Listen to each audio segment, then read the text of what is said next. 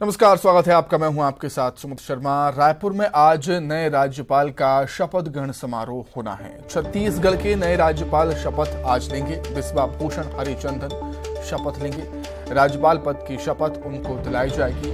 High court के chief justice उनको शपथ दिलाएंगे। सीएम भूपेश बघेल समेत बड़े नेता शामिल होंगे शपथ ग्रहण समारोह में।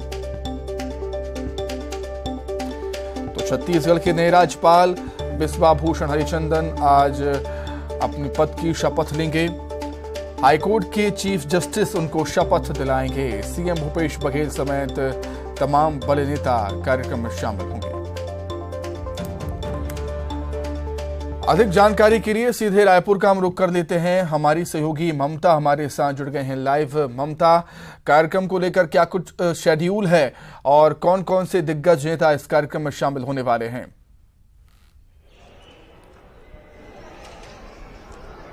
बिल्कुल, देखिए, छत्तीसगढ़ के मनोनीत राज्यपाल विश्व भूषण हरिचंदन आज शपथ लेंगे और राजभवन में जो है ये पद की शपथ दिलाई जाएगी। करीबन 11:30 बजे राजभवन के दरबार हॉल में ये समारोह आयोजित है और इसमें छत्तीसगढ़ के राज्यपाल के रूप में वो शपथ लेंगे। उन्हें बिलासपुर उच्च न्यायालय के मुख्य जो न्यायाधीश हैं अरूप कुमार गोस्वामी वो शपथ दिलाएंगे और मुख्यमंत्री भूपेश बघेल और के साथ ही अगर हम बात करें विधानसभा अध्यक्ष, कैबिनेट मंत्री, विधायक, जनप्रतिनिधि और आमंत्रित जो गणमान्य नागरिक हैं और इसके साथ ही वरिष्ठ जो प्रशासनिक अधिकारी राजभवन में मौजूद रहेंगे। और अगर हम बात करें तो जब राज्यपाल मनोनीत राज्यपाल यहां पर आए हुए थे उसके बाद ही मुख्यमंत्री ने कहा था कि चूंकि इतने 5 बार के विधायक रह चुके हैं, काफी सीनियर लीडर हैं, तो जाहिर तौर पर उनसे छत्तीसगढ़ को लेकर जो है वो काफी उम्मीदें हैं और हम उम्मीद करते हैं कि छत्तीसगढ़ को नई दिशा मिलेगी। खासतौर पर अगर बात करें तो आरक्षण संशोधन जो विधेयक जो राजभवन में अटका हुआ है उसको लेकर खासतौर पे नजर है कि क्या वो दस्तखत करते हैं, नहीं करते हैं, लौटा देते हैं, क्या है। लेकिन एक बात ये है कि आज जो है वो राज्यपाल शपथ लेंगे और उसके बाद में आगे की चीजें जो है और जो है वो स्पष्ट होंगी। जी बिल्कुल, बहुत शुक्रिया आपका ममता जुड़ने के लिए और तमाम बातचीत के लिए आपका बहुत धन्यवाद। आप हमारे साथ बनी रहिएगा, हम आपसे कुछ और खबरों पर जानकारी लेंगे। तो नए राज्यपाल के पदभार संभालने पर सीएम भूपेश बघेल ने कहा है कि हमें उम्मीद है कि राज्यपाल महोदय आरक्षण संशोधन विधेयक को जल्द दस्तखत कर मंजूरी देंगे। साथ ही जो भी लंबित विधेयक है उनको भी हरी झंडी मिल जाएगी।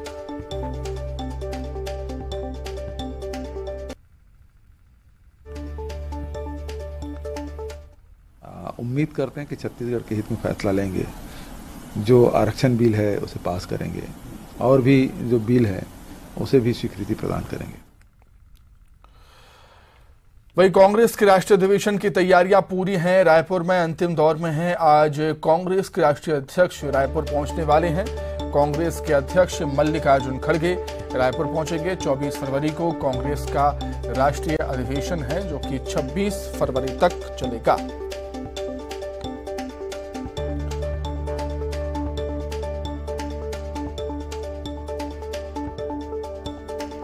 तो राष्ट्रीय अधिवेशन की शुरुआत कल से हो रही है। रायपुर में, छत्तीसगढ़ की राजधानी रायपुर में कांग्रेस के राष्ट्रीय अधिवेशन की शुरुआत कल से होनी है और आज से ही राष्ट्रीय स्तर के नेताओं के पहुंचने का सिलसिला शुरू हो जाएगा।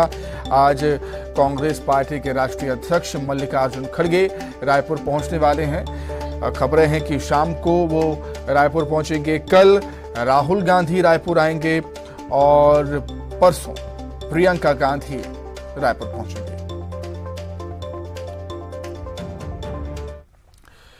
वहीं अधिवेशन के लिए कांग्रेस डेलीगेट्स का आना शुरू हो चुका है। जी हां, रायपुर पहुंचे हैं पूर्व केंद्रीय मंत्री जयराम रमेश। 3:30 बजे प्रेस कॉन्फ्रेंस उनकी है। जयराम रमेश, केसी वेणुगोपाल, रणदीप सुरजेवाला, दिग्विजय सिंह, सुशील शिंदे, वी नारायणसामी, मीरा कुमार, अमित शर्मा, सुबोध कांत सहाय, गौरव गोगोई, अमृता राव, कमलनाथ, विश्वा मोहली, हरीश रावत, निड्डा डिसूजा, माणिकराव ठाकरे, डीके श्रीकुमार, संदेश खंडेकर, भूषण पाटिल, नगमा मोरारजी, भंवर सिंह भाटी, सीताराम लांबा, इमरान प्रतापगढ़ी, राजीव शुक्ला, सफीउल्लाह सत्यनारायण आज रायपुर आएंगे।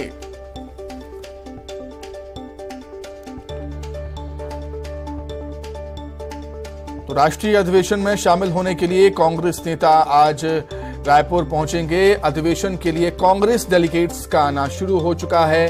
रायपुर पहुंचे हैं पूर्व केंद्रीय मंत्री जयराम रमेश। ये तस्वीरें उनकी एयरपोर्ट से।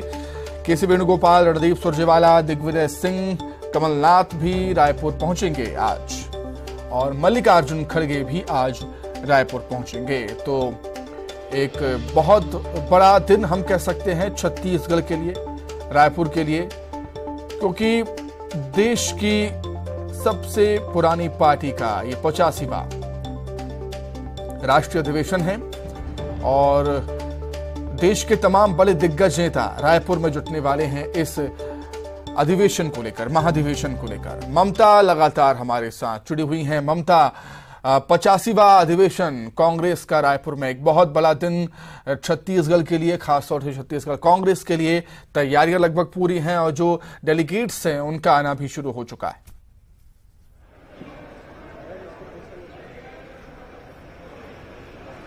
बिल्कुल देखिए, मिशन 2023, मिशन 2024 की तैयारियों को लेकर भी काफी महत्वपूर्ण है ये कांग्रेस का राष्ट्रीय महाअधिवेशन। और छत्तीसगढ़ में पहली बार, छत्तीसगढ़ राज्य बनने के बाद में पहली बार ये राष्ट्रीय महाअधिवेशन होने जा रहा है। और अगर हम बात करें तो वीवीआईपी जो डेलीगेट्स हैं उनका आना शुरू हो गया है। जैसे कि अगर हम बात करें तो अभी जो जयराम रमेश यहाँ पर पहुंचे हैं, इसके साथ ही जो कांग्रेस के राष्ट्रीय अध्यक्ष हैं मल्लिकार्जुन खड़गे, वो 2:30 बजे करीबन पहुंचेंगे। केसी वेणुगोपाल पहुंचेंगे, रणदीप सुरजेवाला के राजू, अशोक गहलोत जो है वो शाम को जो पहुंचेंगे। इसके साथ ही अगर बात करें तो दिग्विजय सिंह, सुशील कुमार सिंधे, वी नारायण सामी, मीरा कुमार, आनंद शर्मा, सुबोधकांत सहाय और इमरान प्रतापगढ़ी, राजीव शुक्ला, सफी उल्लाह, सत्यनारायण, दीपक राज, श्रीधर नारायणा, ये तमाम जो बड़े लीडर्स जो हैं वो आज जो है उनका शेड्यूल बना हुआ है, वो पहुंचेंगे एक के बाद एक। और एयरपोर्ट पे मैं अपने कैमरा पर्सन से कहूंगी कि आपको दिखाएंगे कि किस तरह की व्यवस्था जो है वो की गई है, क्योंकि लगातार दिन भर वीवीआईपी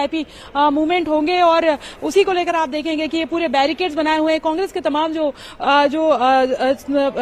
प्रवक्ता और जो पदाधिकारी है वो यहाँ पे पहुंचे हैं। लगातार वीआईपीज जो है वो उनको वो रिसीव कर रहे हैं। सर, किस तरह की तैयारियां जो है वो आज है?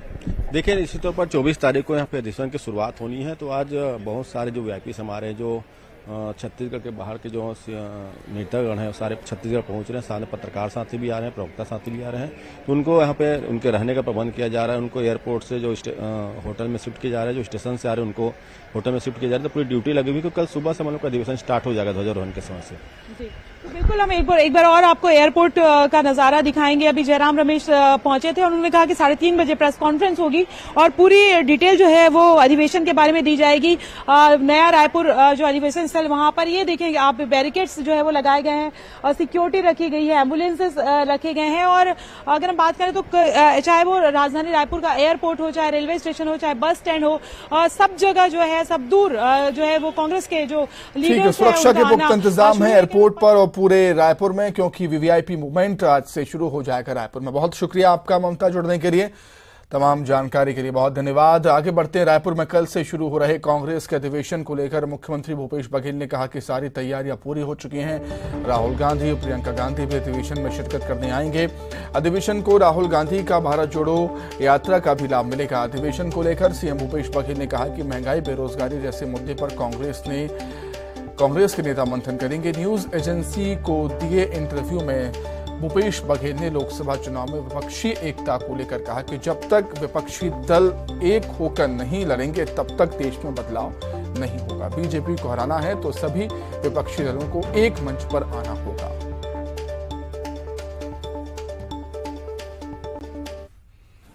उम्मीद करते हैं कि छत्तीसगढ़ के हित में फैसला लेंगे। जो आरक्षण बिल है उसे पास करेंगे और भी जो बिल है उसे भी स्वीकृति प्रदान करेंगे। ये जो जमीनी स्तर के जो मुद्दे हैं, लोगों के जो किसानों के जो दाम हैं, नौजवानों को काम है और जो महंगाई है, ये बड़ा मुद्दा रहेगा इस अधिवेशन में। और केंद्र सरकार की नाकामी की भी चर्चा होगी और कांग्रेस किस दिशा में आगे बढ़ेगी उसका भी इसमें चर्चा होगी। और सारे जो कमेटियां हैं उसकी बैठकें दिल्ली में भी हुई है और फाइनली यहाँ रायपुर में होगी। बिना कांग्रेस के विपक्षी दल के एकता का कोई मायने नहीं होगा, क्योंकि कांग्रेस ही सभी राज्यों में सभी आपके शहरों में है, गांव में है। ऐसा कोई गांव नहीं मिलेगा भारत के जहां कांग्रेस के कार्यकर्ता ना हो। तो इसलिए बिना कांग्रेस के किसी प्रकार के गठबंधन के होता भी है तो उसका कोई अर्थ नहीं है। तो कांग्रेस पार्टी के अध्यक्ष माननीय खड़गे जी ने यदि ये पहल की है तो स्वागत योग्य है।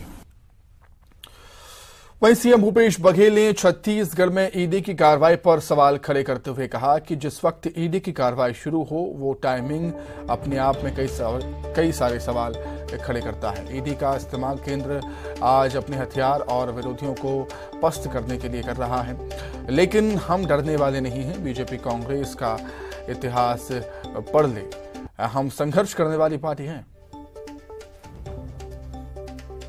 छापा डालना, यदि ये कहते हैं कि कोल स्कीम हुआ सैकड़ों करोड़ का है तो ये कब की बात है? जून में आपने छापा डाला और आज 8 महीने बीत गया। 8 महीने बीतने में आपने क्या हासिल किया? और अचानक हमारे नेताओं के घर पहुंच जाते हैं तो 8 महीने में आपने पूरी तैयारी कर ली होगी। बिना तैयारी किए जाएंगे नहीं। जब 8 महीने बीत गया तो आपके पास तो ठोस सबूत होना चाहिए। इन नेताओं के यहां से आपको कुछ मिला नहीं और घूम के आ गए चाय पी के। अभी तक के दूसरा दिन है, तीसरा दिन है, उसने ईडी ने कोई प्रेस विज्ञप्ति जारी नहीं की। इन नेताओं के हम मिला क्या? तो नहीं मिला तो इसका मतलब ये है कि 2 दिन बाद अब राष्ट्रीय महाधिवेशन होने वाला है तो आप कार्यकर्ताओं को भयभीत करने के लिए, डराने के लिए और कार्यक्रम को असफल करने के लिए ही ये रेड डाले। वहीं रायपुर में दूल्हा दुल्हन हत्याकांड में एक बड़ा खुलासा हुआ। 15 मिनट तक खूनी खेल चला है, ये बात निकलकर सामने आई है। 15 मिनट में 72 बार चाकू मारे गए एक दूसरे को। दूल्हा असलम 2 दिन से परेशान चल रहा था। दुल्हन कहकशा को 40 बार चाकू मारा गया। वहीं दूल्हा असलम को 32 बार चाकू मारा गया है। पिटीशन का बयान है, पुलिस ने दर्ज किया।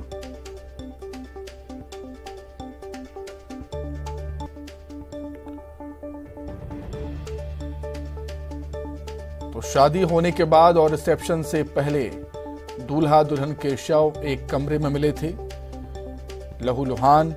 उसके बाद से ही ये मामला और भी ज्यादा पेचीदा होता जा रहा है। जैसे जैसे जांच आगे बढ़ रही है वैसे वैसे और भी मामला उलझता हुआ नजर आता है। अब नया अपडेट यह है कि 15 मिनट तक खूनी खेल चलता रहा एक कमरे के अंदर, दूल्हा और दुल्हन के बीच में। 72 बार चाकू से एक दूसरे पर वार हुए हैं और ये बात भी निकलकर सामने आई है कि दूल्हा असलम 2 दिन से परेशान चल रहा था। फिलहाल पुलिस किस तरह कार्रवाई कर रही है इस मसले को लेकर वो हम जानेंगे। सीधे रायपुर का रुख कर लेते हैं। युगल तिवारी हमारे साथ जुड़ गए हैं सहयोगी। युगल, दूल्हा 2 दिन से परेशान था और 15 मिनट तक बंद कमरे में खूनी खेल चला है। ये बताता है कि कुछ ना कुछ ऐसा दूल्हा दुल्हन के बीच चल रहा था जो सही नहीं था।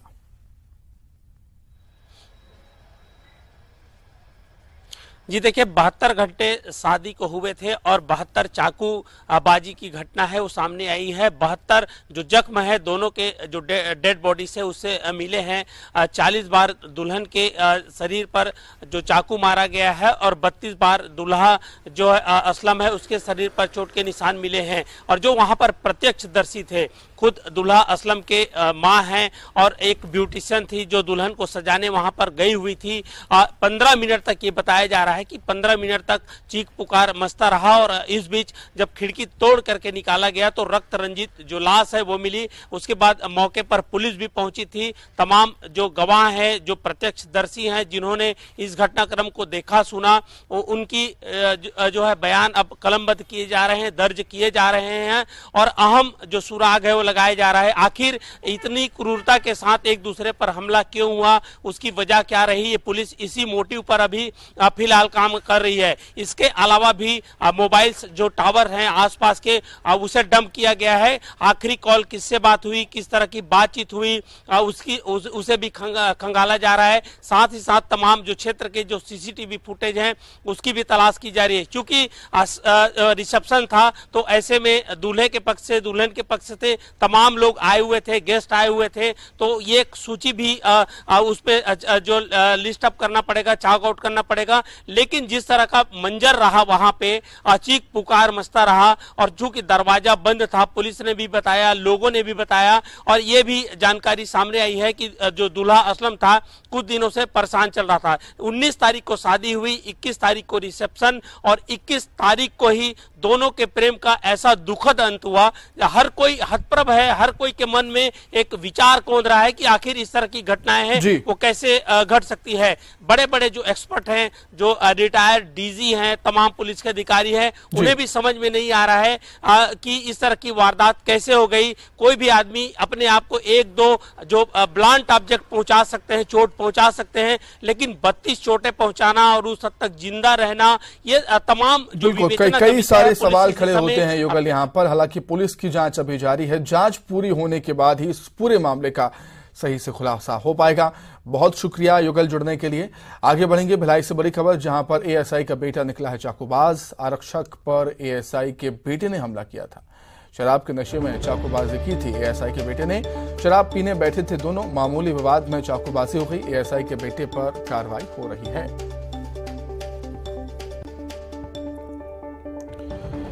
भिलाई से बड़ी खबर, जहां पर एएसआई का बेटा चाकूबाज निकला है। आरक्षक पर एएसआई के बेटे ने हमला कर दिया था। शराब के नशे में चाकूबाजी हुई, दोनों शराब पीने के लिए बैठे हुए थे। किसी बात को लेकर विवाद हो गया, विवाद में झगड़ा हुआ और झगड़े में चाकूबाजी। एएसआई के बेटे पर कार्रवाई हो रही है।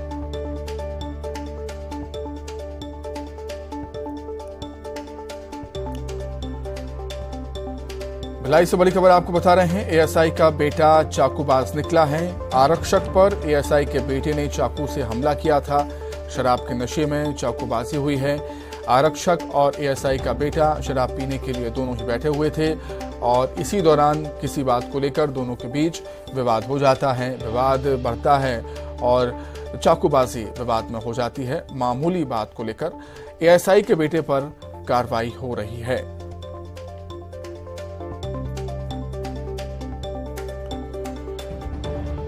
तो छत्तीसगढ़ में लगातार हम देख रहे हैं कि चाकूबाजी की घटनाएं लगातार बढ़ती जा रही हैं।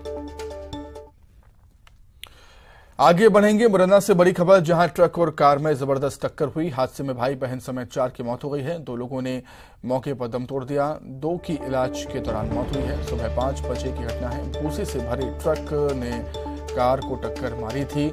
जौरा मुरैना हाईवे पर यह हादसा हुआ। ट्रक और कार में जोरदार टक्कर हुई है। हादसे में भाई बहन समेत 4 की मौत हो गई। 2 लोगों ने मौके पर ही दम तोड़ दिया, 2 की इलाज के दौरान मौत हुई है। सुबह 5 बजे की घटना बताई जा रही है। भूसे से भरे ट्रक ने कार को जबरदस्त टक्कर मारी थी। जौरा मुरैना हाईवे पर यह हादसा हुआ है। मुरैना से बड़ी खबर आपको बता रहे हैं, जहां पर ट्रक और कार में जबरदस्त टक्कर हुई। हादसे में भाई बहन समेत 4 की मौत हो गई। अधिक जानकारी के लिए बातचीत करेंगे संवाददाता शैलेंद्र भदौरिया हमारे साथ जुड़ गए हैं फोन पर। शैलेंद्र, क्या कुछ जानकारी है, किन परिस्थितियों में कैसे हादसा हुआ ये? देखिए सुमित, ये मुरैना के जौरा का रहने वाला है, पूरा परिवार है। शादी समारोह में शामिल होने के लिए कल देर रात को ये लोग ग्वालियर गए थे और अब शादी समारोह से ही आज सुबह ये लौट रहे थे। और लगभग सुबह 5 बजे के आसपास ये भीषण हादसा मुरैना जौरा रोड पर हुआ है, जहां एक ट्रक जो भूसे से भरा हुआ था उससे ये इनकी कार टकराई और कार टकराने से दोनों ही वाहन जो है वो मौके पर ही पलट गए थे। इस मौके पर 2 लोगों की मौत हो गई थी और 2 लोगों को मुरैना अस्पताल के लिए रेफर किया गया था, जहां इलाज के दौरान जो लोग और थे उन लोगों की मौत हो गई। इसमें जो 2 सगे भाई हैं और एक उनकी बहन है, इसके साथ ही एक जो उनका दोस्त है जो गाड़ी चला रहा था, जो चौथा आदमी है। तो इस तरीके से 4 लोगों की मौके पर ही मौत हुई है। एक गंभीर हादसा जो है सुबह पेश आया है। जी ठीक है शैलेंद्र, आपका बहुत धन्यवाद जुड़ने के लिए, तमाम बातचीत के लिए।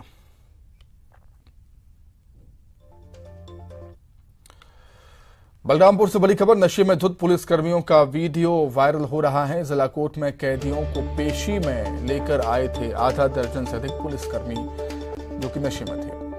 पुलिस की गाड़ी में किसी ने पत्थर मारकर कांच तोड़ा। रामानुजगंज का मामला है। बलरामपुर से आए थे पुलिसकर्मी। नशे में धुत पुलिसकर्मियों का वीडियो सामने आया है। बलरामपुर में जिला कोर्ट में कैदियों को पेशी पर लेकर आए थे। आधा दर्जन से अधिक पुलिसकर्मी नशे में थे। पुलिस की गाड़ी में किसी ने पत्थर मारकर कांच तोड़ दिया।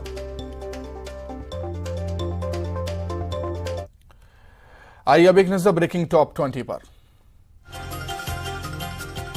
कांग्रेस अधिवेशन में हिस्सा लेने आज से पहुंचेंगे दिग्गज नेता। शाम को आएंगे अध्यक्ष मल्लिकार्जुन खड़गे, कमलनाथ, दिग्विजय सिंह भी होंगे शामिल। कांग्रेस अधिवेशन में हिस्सा लेने रायपुर पहुंचे जयराम रमेश। नया रायपुर अधिवेशन स्थल पर मीडिया से होंगे मुखातिब। दिग्विजय सिंह, पार्टी नेताओं का पहुंचने का सिलसिला जारी। राष्ट्रीय अधिवेशन की तैयारियों को लेकर छत्तीसगढ़ कांग्रेस की आज बड़ी बैठक। प्रदेश प्रभारी कुमारी शैलजा, सीएम भूपेश बघेल होंगे शामिल। आज रायपुर आएंगे महाराष्ट्र के राज्यपाल रमेश बैस। गवर्नर बनने के बाद पहली बार आ रहे हैं छत्तीसगढ़। बीजेपी ने की भव्य स्वागत की तैयारी। रायपुर के दूल्हा दुल्हन हत्याकांड में बड़ा खुलासा। 15 मिनट तक चलता रहा खूनी खेल। मारे गए 72 बार चाकू। ब्यूटिशियन का बयान। भिलाई में एसआई का बेटा निकला चाकूबाज। मामूली विवाद में आरक्षक पर आरोपी ने किया था हमला। शराब के नशे में की थी चाकूबाजी। जशपुर के पत्थलगांव वन पर क्षेत्र में 2 हाथियों का उत्पात। छिंदबहरी गांव में एक मकान को किया क्षतिग्रस्त। अनाज को भी किया चट। बड़ौदा बाजार में बाइक पर स्टंट करते युवक का वीडियो आया सामने। हाथ छोड़कर मोटरसाइकिल चलाता दिख रहा युवक। एसएसपी ने कार्रवाई के दिए आदेश। अंबिकापुर के क्रांति प्रकाशपुर में जिंदा जली बुजुर्ग महिला। बचाने आया पति भी झुलसा। चूल्हे से फैली आग को घंटों की मशक्कत के बाद बुझाया गया। गरियाबंद के उदंती सीता नदी टाइगर रिजर्व में मिले 20 दुर्लभ पक्षी। 250 किलोमीटर की रफ्तार से उड़ने वाला बर्ड भी मिला। मुंगेली के कुभार के पास सूखे नहर में गिरी कार। 7 यात्रियों को आई गंभीर चोटें। ड्राइवर को झपकी आने से हुई दुर्घटना। जांजगीर चांपा पुलिस ने कार चोरी मामले का किया खुलासा। ड्राइवर ही निकला आरोपी। फर्जी कागजात बनवाकर बेचा।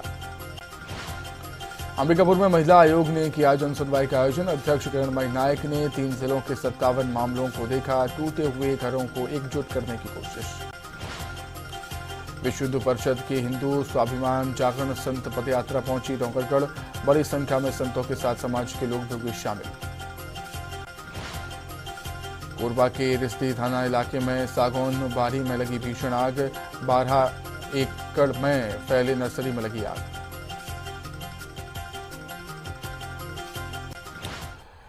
तो इसी के साथ ही फिलहाल इस बुलेटिन में इतना ही। खबरें लगातार जारी हैं। नमस्कार।